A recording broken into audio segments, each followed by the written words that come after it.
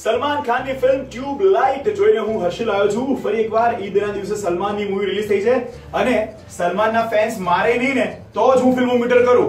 નહીં મારે બોલ ભાઈ. નહીં મારે. Okay fine. જો સૌથી પહેલા તો એક ક્લાસમાં 50 સ્ટુડન્ટ હોય તો બધા સ્ટુડન્ટ હોશિયાર ના હોય, બધાની ગ્રહણ કરવાની શક્તિ, ગ્રેસ્પિંગ પાવર સરખો ના હોય. અમુક સ્ટુડન્ટ ધીમે સમજે, અમુકને સમજતા વાર થાય, અમુકની બત્તી થોડી ધીમે ચાલુ થાય. એવો જ છે સલમાન. બિચારો ભોળા ભગવાન જેવો છે પણ કોઈ વિલયનના રિતિક ના રોલ કરતા થોડો ડાયો છે.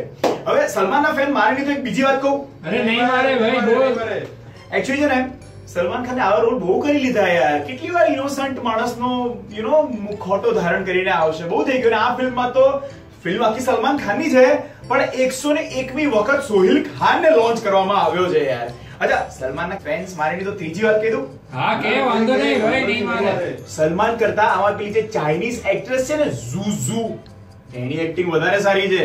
અને મૂવીમાં જો લાઇકેબલ મોમેન્ટ્સ હોય તો ઇમોશનલ સીન્સ જે બહુ બધા છે જેમાં સલમાન સારો લાગે છે આપણને, કારણ કે એનો ચહેરો વિચારવાનો એટલો નિર્દોષ છે એટલા માટે એ બધા સીન સારા લાગે છે. ચાઇનીઝ જે બાળક છે પેલો એનું નામ ભૂલી ગયું, રે ટેંગો, એની અને સલમાનની જુગલબંધી વાળા જે સીન્સ છે એ સીન પણ સારા છે. પણ આ મૂવીમાં બહુ ડેપ્થ નથી, રાઇટિંગમાં કોઈ જોરદાર ડેપ્થ નથી, વોર સીન્સ કેટલા સ્ટ્રોંગ નથી, ઇમોશન્સ બજરંગી ભાઈજાન જેવા ટચ કરતા નથી.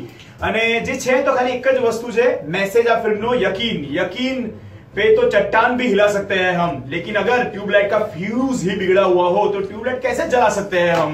अच्छा સલમાનના ફેન્સ મારે નહીં તો એક છેલ્લી વાત કહું. હા કહી દે ભાઈ. નહીં કહે. હું હર્ષિલ કહું છું કે સલમાનની ટ્યુબલાઇટ ને 5 માંથી 2.75 પોણા 3 સ્ટાર્સ. ના